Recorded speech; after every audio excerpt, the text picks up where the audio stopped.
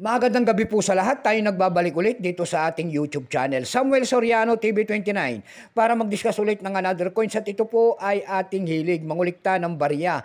Kaya tayo nandito nagsiselling ng kanilang mga laga, ang presyo po ng ating mga coins na koleksyon at mga perang papel po. Ayan, ito ay ating hilig. Isa naman tayong kolektor.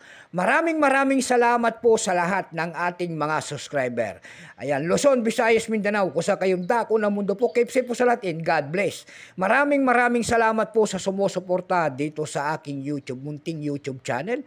Thank you so much sa inyong lahat and God bless. Maraming salamat din po sa sumusuporta doon sa ating FB page, Samuel Soriano.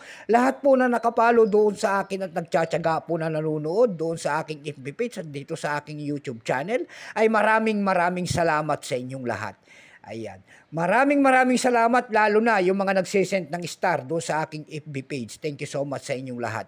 Follow naman po sana ang aking FB page, Samuel Soriano. Yun naman pong hindi pa po nakapag-subscribe dito sa aking YouTube channel. Anyayahan ko lang sana kayo at malaking bagay na po utulong sa akin ang inyong gagawin. Tulad na lamang po ng pagpindot ng ating subscribe button, like and share para ma-update ko kayo sa mga latest ko pang gagawin mga video po. Mayroon na naman tayong pag-usapang barya. Ito po ay 5 centimos na wala ng halaga.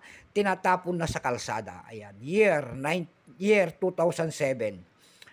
Ayan. Year 2007 po ng 5 centimos po. Nakapaloob po ito sa BSP series. Ayan. Napakahirap na magagilap ng mga ganitong mga coins yung 2007. Ayan. Nakapakahirap. Mahirap na rin magtingin ng kanyang mga presyo.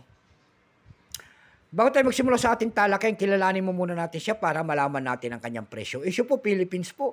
Period Republic 1946 up to date po. Type nito Standard Circulation Coins years 1995 hanggang 2017. Value nito 5 centimos po, BSP. Nakapaloob po sa BSP series. Currency piso 1967 up to date po. Composition niyan ay copper plated steel. Ayan, may bigat lamang 1.9%. Ay 1.9 grams, hindi percent. Pasensya na po. May haba po naman itong 15.5 mm. May kapal po naman itong 1.52 mm. Hugis po, round with a round hole. Orientation ay middle alignment. Number N-1684. Reference number KM-268. Central Bank of the Philippines ang kanyang nasa likod. Ito pong year 2007 na ito po ay, kung tawagin po ng ating mga kolektor, ito po ay smaller script in both side. Ito po ay 9% lamang.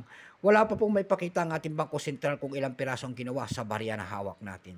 Pero may price na po yan doon sa ating numista.com. Yung kanyang extra fine ay 17, almost uncirculated ay 18. Dako tayo sa kanyang presyo. Napakahirap ng magagilap ng kanyang presyo, sinasabi ko.